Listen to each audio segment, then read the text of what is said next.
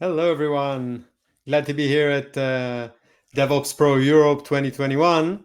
And today I'd like to talk to you about open source for better observability of your cloud native environment. So first, a word about myself. My name is Dotan Horovits. I'm a developer advocate at LogsIO. I've been around as a developer, a solutions architect, a product manager. I'm an advocate of open source software, open standards, open communities in general, and the the CNCF, the Cloud Native Computing Foundation in particular. I organize a local CNCF chapter in Israel called Cloud Native Tel Aviv. So if you're around, do come and check out our meetups and join us. That'd be great. I also have a podcast about DevOps, open source observability. It's called Open Observability Talk. So if you're a fan of podcasts, check it out in your favorite app. In general, you can find me probably everywhere at Horovits. And let's start with a quiz and run a poll.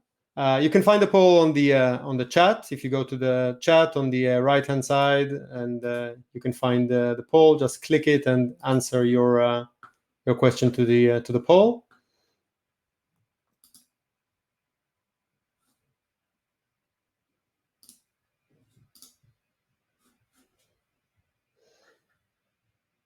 Let's see if we get some answers there. We'll give a few seconds for people to answer, and then we look at the results.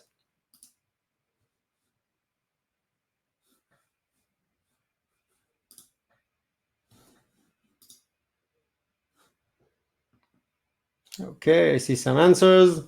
Is that Star Wars Death Star scheme, or COVID-19 computer simulation, the virus, or microservices architecture diagram?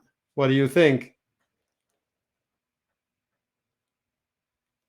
Give you a few more seconds. Hello, restart your screen share because your view is distorted.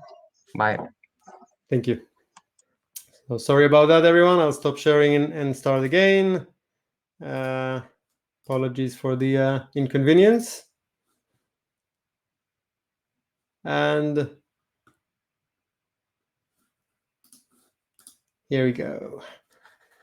Now you can see the pictures a bit better. And let's carry on. So what you can see here, and that's a bit of a hint, is the microservice architecture for Amazon and Netflix, respectively. Now, think about it. How would you go about monitoring something like that? Indeed, monitoring cloud-native systems is hard. It's hard because we talk about highly distributed applications spanning tens and hundreds of nodes, services, and instances. These are also very dynamic systems, ephemeral, instances spinning up, tearing down, scaling in and out. And on top of that, we also have additional layers and dimensions in these systems. So we don't only have, bare metal and operating system. Now we have the guest operating system, the host OS, the container, the pod, the namespace, even the Kubernetes control plane itself that we need to monitor as a critical system, which also makes our system what's known as high cardinality, lots of dimensions. And on top of all of that, any typical system these days has many third-party frameworks and tools that it uses, whether open source tools or maybe cloud services for a SQL database and NoSQL database and graph database and API gateway and message broker and HTTP proxy, you name it. And though we didn't write these pieces of code, we still need to monitor them. So this is the challenge of monitoring modern systems. And indeed, when you go and ask practitioners, people, what they find most difficult when running Kubernetes in production, the number one pain is monitoring and troubleshooting. In this questionnaire from the DevOps Pulse, recent DevOps Pulse, over 44% indicated monitoring and troubleshooting. So it's definitely a problem, and the way, and people are looking for ways to do that better for cloud-native environments.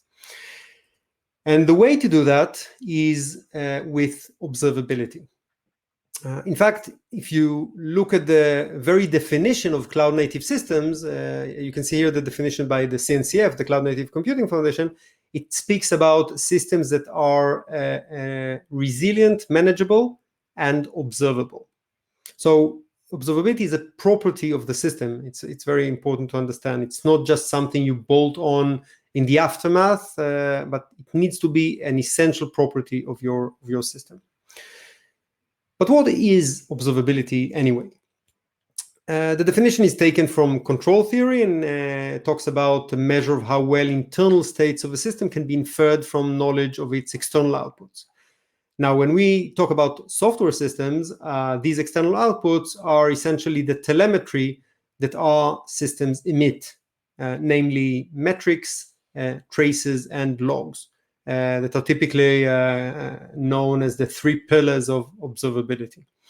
So basically understanding our system based on telemetry is observability. And if a somewhat better definition that I personally like about observability is the capability to allow someone to ask and answer questions about the system based on telemetry data. So the more questions we can ask and answer about the system, the more observability is. And the reason I prefer this definition much better is that it makes it very clear that observability is essentially a data analysis problem. We need to be able to ask and answer questions about our system. And the reason that is oftentimes overlooked is that it's not enough to have just metrics, traces, logs, and maybe some tools around them. Oftentimes I see people find themselves with these pieces, but they're siloed from one another, for instance, and then they can't really ask the questions that they want and get the answers that they want smoothly, and find themselves faced with some broken troubleshooting. And so the fusion of the telemetry across the types, also across the sources. We talked about, third parties, MySQL and Kafka and Redis and whatever. All of that infrastructure, application, middleware, everything together fused under one data source, data lake, if you'd like. That's the way to get us true observability. Open source plays a key role in observability, which is not surprising because the open source community is the one that brought us Docker and Kubernetes and the cloud native as in general, and that same community then delivered open source tools and standards to monitor them. And you can see here, by the way, researches by various analyst firms that indicate that companies indeed use open source for their monitoring by large, both for the monitoring tools, both for the open source instrumentation rather than vendor specific agents. So definitely that's the preferred choice for most of the companies, in fact. And it's not just about the tools, it's also about new open standards such as open metrics and open tracing and open telemetry that are emerging to converge the industry and prevent vendor lock-in. And we'll talk about these open source, of course, on this talk. A survey by the CNCF itself, an end-user technology radar about observability, showed that the most commonly adopted observability tools are indeed open source. If you look at the 3 tools that received the most adopt votes, these were, Prometheus, Grafana, ElkStack, and so on. So definitely open source is by far the choice. And also, let's go and have another quiz and get another interesting bit. If you can publish the poll. And you can find it again. You can find it under the chat. If you go to the chat, just click on the poll itself, and then you can vote. The question is, how many different tools do you use for observability in your system? Go ahead and vote 1 to 2, 3 to 4, or 5 and more.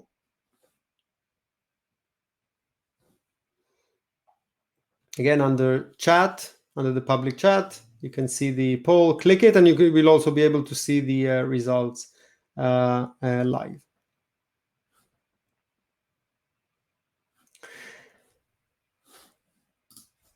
And let's go to the answers that were given by the CNCF itself. The CNCF itself, on the same end-user technology radar, indicated that half of the companies are using 5 or more tools, and a third of them had experience with 10 or more tools, which is astounding. So a striking conclusion out of the survey was that there is no consolidation in the observability space.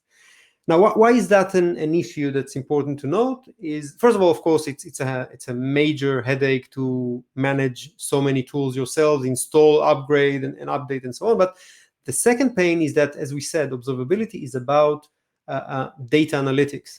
And when you need to ask and answer questions about your system, and each tool is its own silo, then you find yourselves again with broken troubleshooting workflows, and very difficult to actually answer your questions about the system. So being able to consolidate is a major task for the community to achieve observability.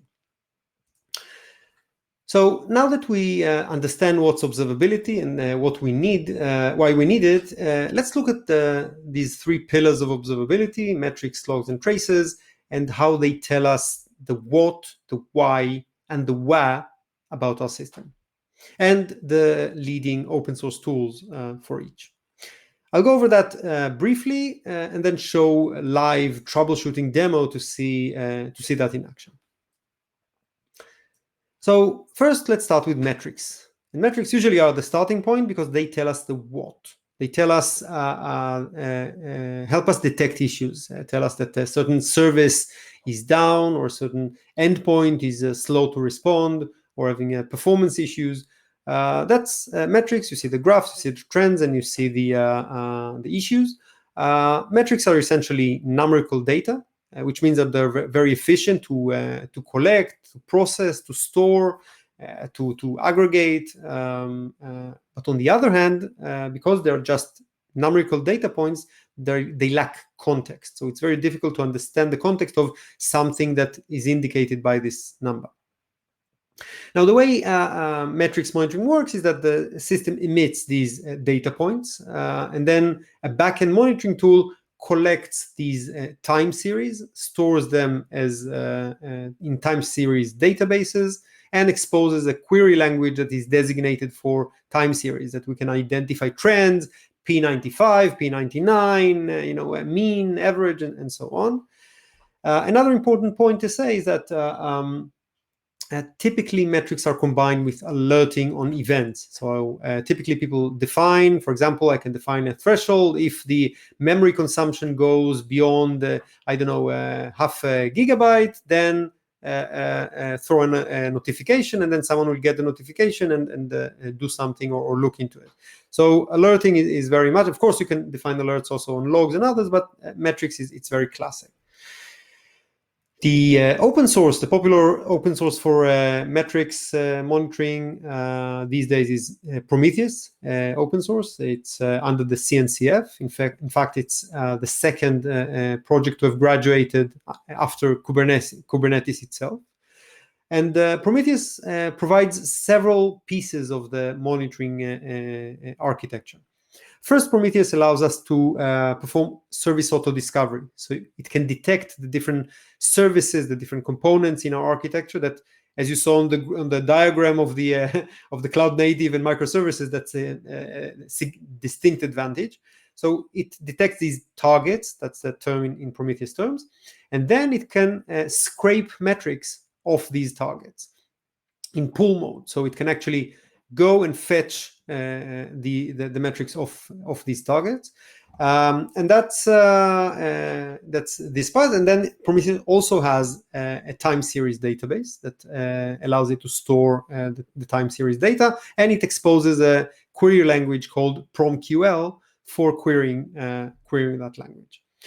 Now, Prometheus has native integration with Kubernetes, which is not surprising given that they're both under the CNCF. So if you work in a Kubernetes containerized environment, it should be fairly easy, both for the service auto discovery and for the metric scraping. Also, all the cloud native ecosystem, and also far beyond, even beyond the CNCF and the cloud native, many systems these days expose metrics via this format. Now, this format is actually called Open Metrics. Open Metrics is an open standard under the CNCF. It's currently, in fact, being proposed as a standard to the IETF. But de facto, many systems that you use, frameworks, third parties, cloud services, if you look into it, probably go to /metrics endpoint, you'll probably find that it already exposes the metrics in this format. Another interesting open source in this regard is Grafana. That's a visualization tool that has a very good, it's not under the CNCF, it's actually governed by Grafana Labs, a vendor, but it has very good integration with Prometheus and is very popular for visualizing metrics over Prometheus. One very important update to make on that, what actually from just a month ago, from April, is that Grafana Labs, the vendor that is behind the Grafana open source and some other open sources, decided to relicense Grafana from Apache 2 license to AGPL version 3, which is still open source, but more restrictive. So it is something to be aware of going forward. It's fairly new, so the community hasn't yet got its head around it, but it may change a bit the landscape of open source. So do follow that if you're interested in Grafana. So metrics tell us the what, and then we have logs that tell us the why things happen, help us diagnose the issues. And that's thanks to the fact that logs is first the most common telemetry of all. A programmer just writes a piece of code, a business logic, and as part of writing the code, it then outputs a string text that tells everything that happens in this code. So it's essentially the owner of the code just told us what happens there. So it's very rich in context. On the other hand, since it's textual and very rich, it's also very verbose and very consuming in volume, in storage. And it also requires parsing to be able to extract the bits of data out of the text, and it needs indexing, storing, and dedicated querying for this sort of textual data. The popular open source for log analytics is what's known as the ELK stack, Elasticsearch, Logstash, Kibana. Elasticsearch is the core. It's the database that is designated textual database that allows indexing textual data and fast querying based on a Lucene query language. Lucene is another open source by Apache under the Apache Foundation that for that end. Kibana is the visualization tool that can be plugged on top of Elasticsearch to visualize, to create all sorts of dashboards and run queries. And Logstash is the ingestion and parsing pipeline.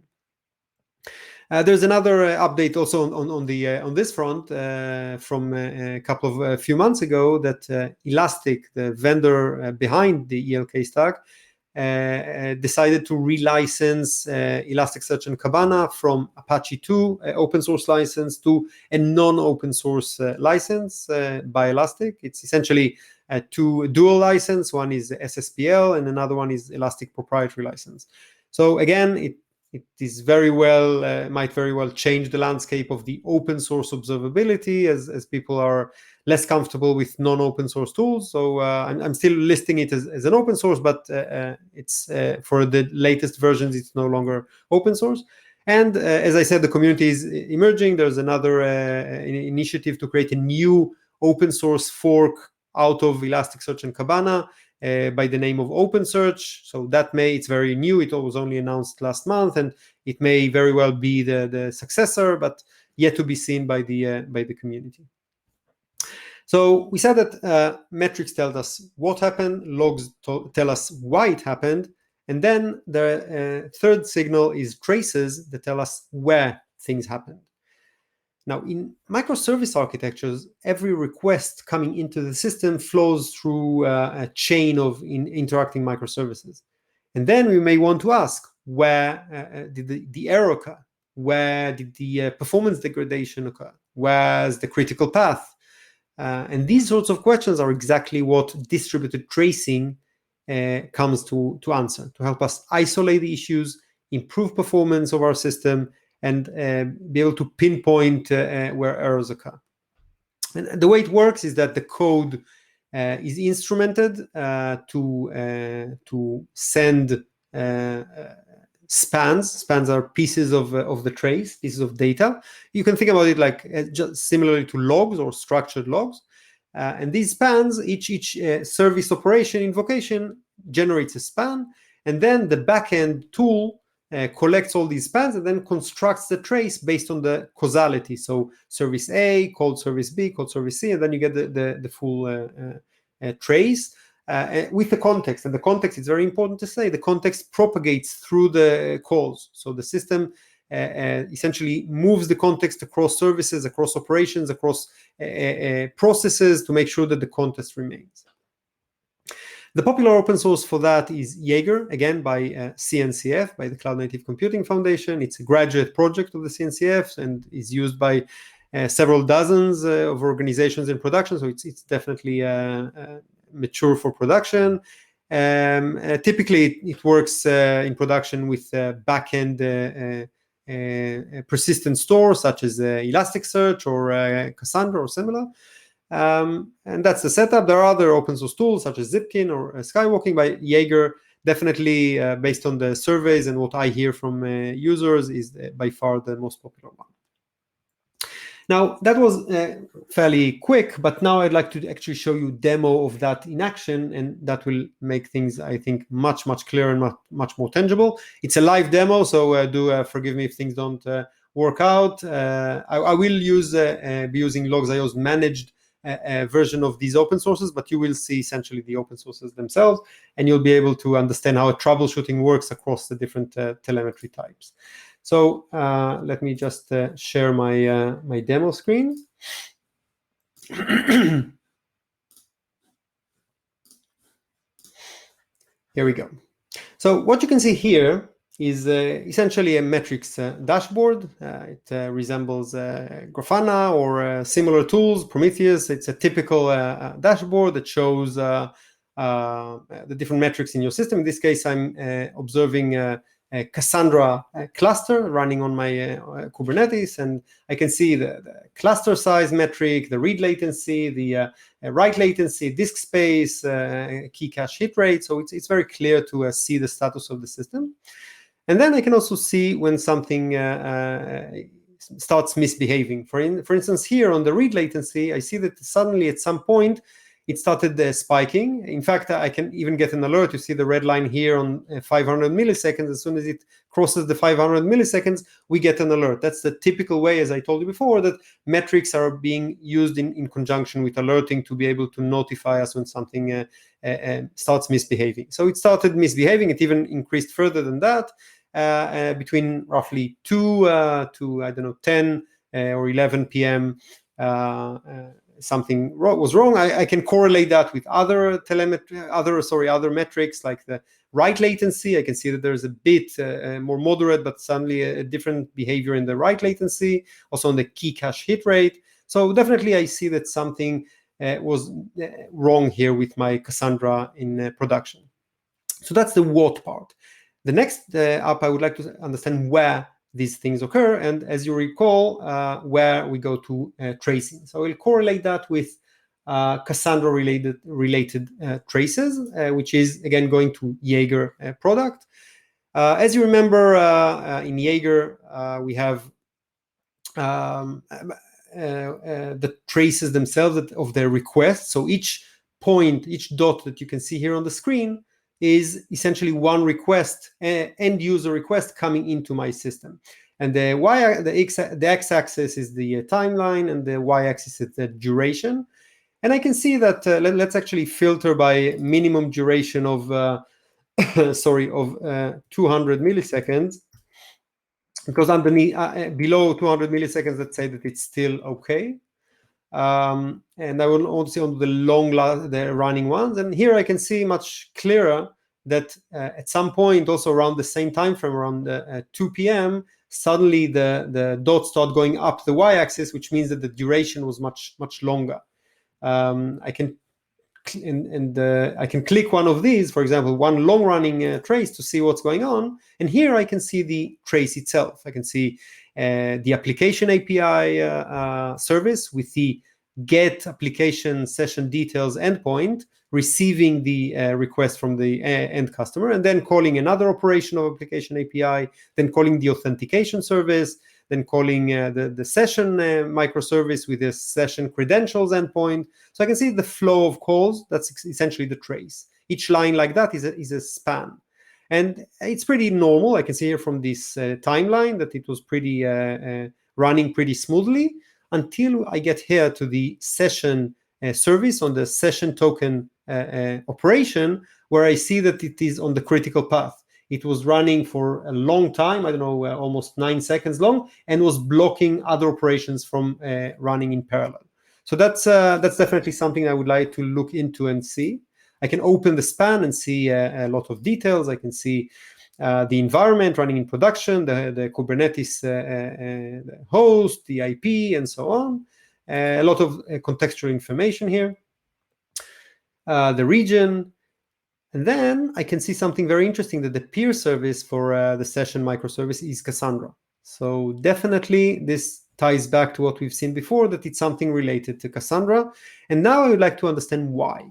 And as we said, why is provided by logs. So I would like to go into Kibana to see the logs related to this, to Cassandra. Thanks to the fact that I run in LogsIO, I don't need to copy and paste the context. I have the context transitioning from Jaeger to Cassandra, so it's already set to the same time frame, the last 24 hours. It's already set to preset to the search query of Cassandra, so it saves me a lot of hassle when I correlate between the telemetry types. And then I can see only the logged lines that are related to Cassandra in this time frame. I have still, unfortunately, I have almost 4,200,000 log hits, so it's quite a bit to start going through and sift and understand what's going on and figure things out. One thing that we've added on top of the open source is essentially a machine learning that can scan these logs and flag issues like exceptions, typical exceptions, on this tab, on the exceptions tab, where in this case I can see an execution exception starting to occur 147 times in this time frame, which is pretty unusual. When I look at the graph, I actually see that it correlates to the same pattern that I saw in before, starting around firing the exceptions around 2 or 3 p.m. and then reducing around 10. So it definitely seems to be related. And when I look at the log itself, I can see that it's on the supervisor service. The supervisor service is a microservice in charge of some housekeeping operations in our microservice architecture. And specifically here, I can see, if I look at the errors, I can see a cache eviction exception. I can see a timeout due to, here I look at the error, failed to execute operation, cache eviction. So seems this helped me understand where the problem lies and where I now need to go into the code or maybe configuration and see why this error occurred. So let's go back to the slides. Just share. Here we go. So just to summarize, it was a very short demo, but to give you a sense of what it means to have observability across logs, metrics, traces, what's the what, the where, and the why, and how this all helps and converges into more effective troubleshooting. However, I do want to emphasize that observability is more than just logs, metrics, and traces. And I see oftentimes that people do some common mistakes that I'd like to go over now, and I'll tell you also how to correct them to make sure that your system is indeed observable. The first common mistake that I see is people working with logs in plain text, unstructured, very ad hoc. Essentially each developer that writes its business logic decides to just output free text of everything he or she knows about the code, which is fine for someone to read and understand, another programmer. but it's much more difficult for a machine to process. And as we said, observability is essentially data analytics problem. And if we want data analytics, we need to be able to let machines analyze the data.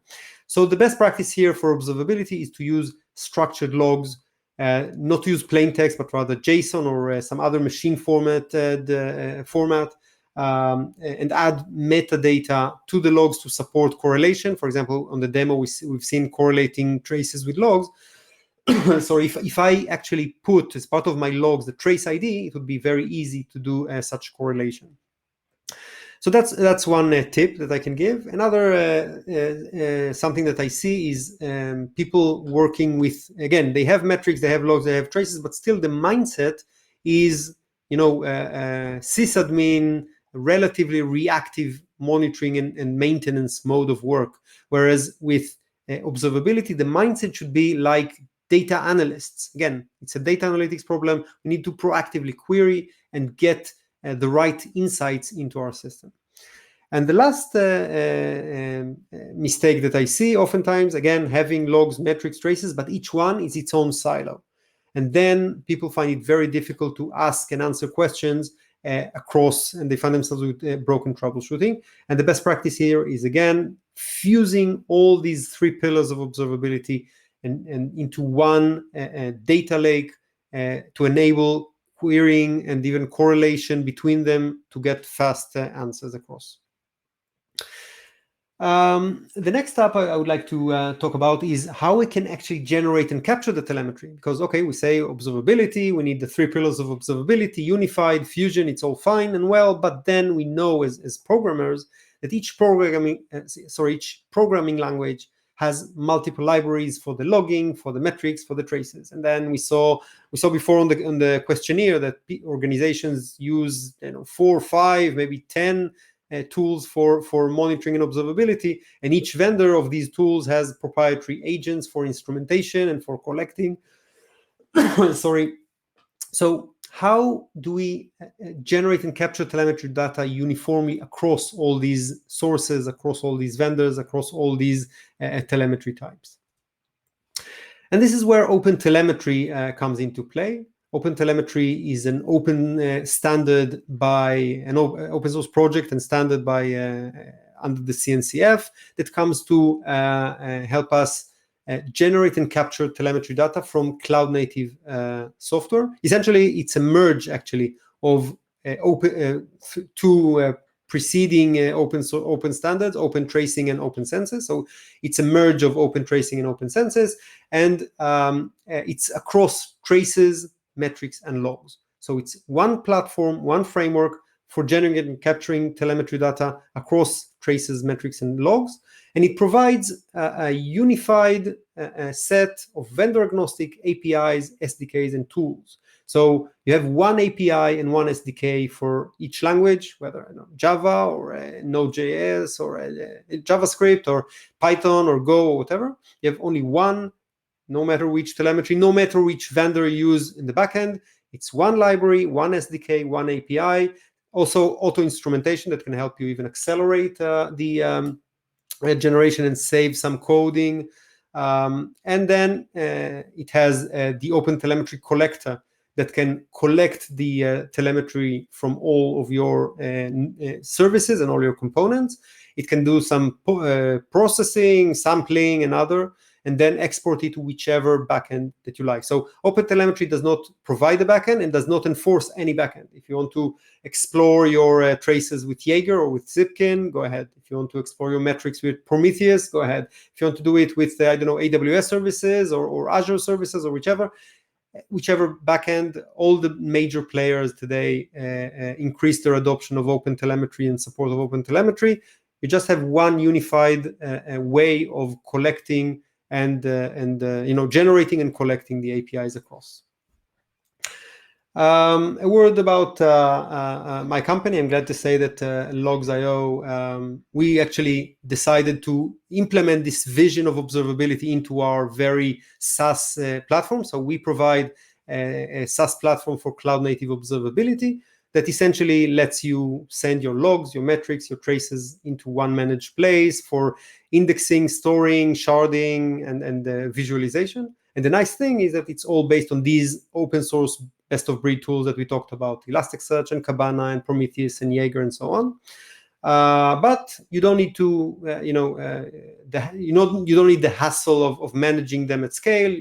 You have it very importantly unified under one single platform, and you have also additional features like machine learning and like managing teams and environments and so on.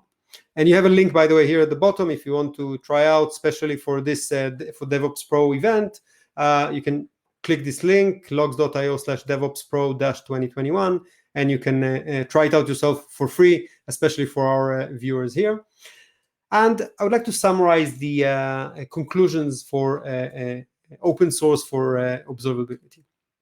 First, we talked about the fact that modern systems need to be observable in order to monitor them, because of the sheer scale, because of the dynamic nature of these systems, because the multitude of third parties, open source tools and frameworks and databases, and the multitude of cloud services that are part of any typical architecture these days. So we need observability to handle all of that.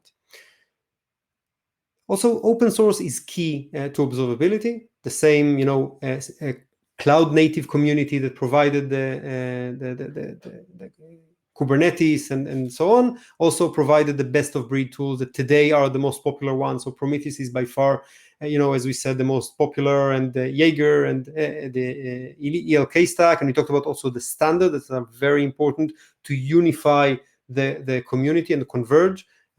Open Telemetry being a lead standard, and Open Metrics and so on. Then there is the challenge in open observability that people find themselves with a tool sprawl, with lots of tools to manage, and more importantly, many data silos that prevent this ability to just ask and answer questions about our system. And what we need is to bring all these tools together and to bring all this data together into one place, taking down the silos to be able to effectively slice and dice, correlate the data, and gain insight into our system, which is the essence of observability in a nutshell. So I encourage you to read further about the various open source tools and about the various open source standards, and get involved, and obviously try them out yourself. If you prefer managed, again, LogsIO has a managed version of these that you can try out for free. And with that, I would like to thank you very much for listening. I'm Dotan Horovits, and I'd be glad to use the few minutes that we have left to answer some questions from the audience, if there are any. Let's see.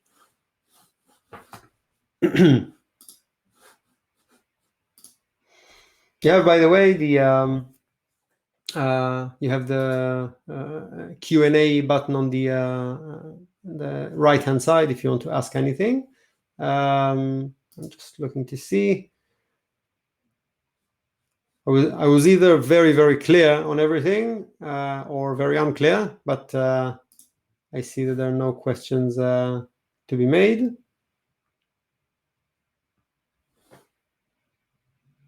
Another chance. You can click them now on the Q&A tab on the right-hand side.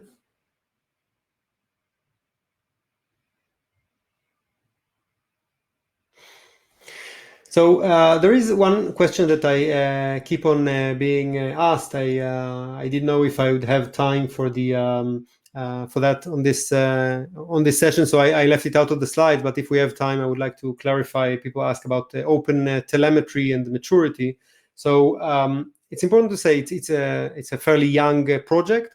And it also has it's not one unified project in terms of the releases. So it has, as we said, Open Telemetry aims to cover both traces, metrics, and logs, but each one has its own track for standardization, for the SDKs and APIs per language, and so on. So the advancement is per track.